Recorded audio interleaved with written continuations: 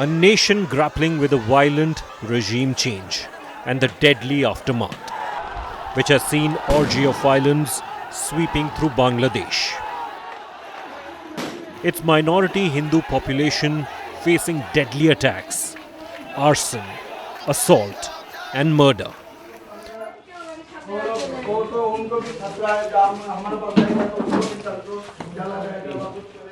India today reached Jamaat Stronghold Meherpur, where the local ISKCON temple was burnt. Holy book of Bhagavad Gita burnt, idols smashed and charred. Portraits of deities vandalized. The survivors narrate stories of horror. All of a sudden the mob on 5th, when they came all over to vandalize and to destruct the properties. Look at this.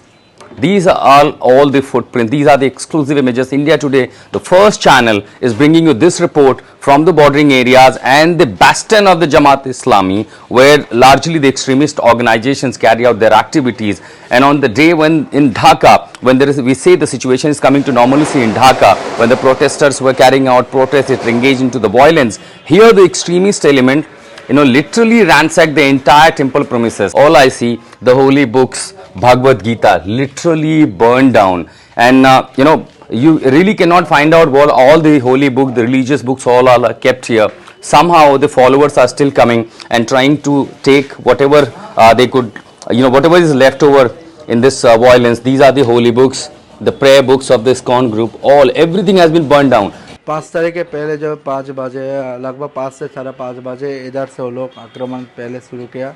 आप देखते हैं इधर जो ईट जो stone और petrol का बम है वो निक्षेप करने के लगा। पेट्रोल बम लेकर के आए थे। पेट्रोल बम, गोला बारूद, बहुत कॉकटेल भी, ग्रेनेड भी के लेके आया हमारा जो मंदिर तोड़ने के लिए, ध्वंस करने के लिए। इसके बाद हम मंदिर पे लगभग 16 आदमी थे मंदिर पे। एक बांग्लादेशी हिंदू, और देखिए सब कुछ जला दिया गया है, कमरे के भीतर हम हैं। Similar ghastly attacks were witnessed by members of the local Hindu community.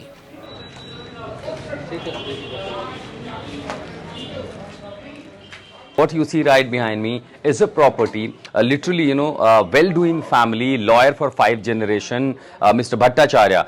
The family was in Japan, and the mob, right after burning the temple, vandalizing the temple, they came here in the property and they burned down everything. All I see, the family members here, the holy Bhagavad Gita, the religious book that I see in my hand. You see, the things have been literally, this is how they literally targeted the Hindu families. There have been loot, there have been destruction of the properties, and these images are the documentary evidence that in remote areas, all we see only the reports from Dhaka. In fact, the Western media also saying everything about Dhaka remains calm, the situation is restoring to normalcy.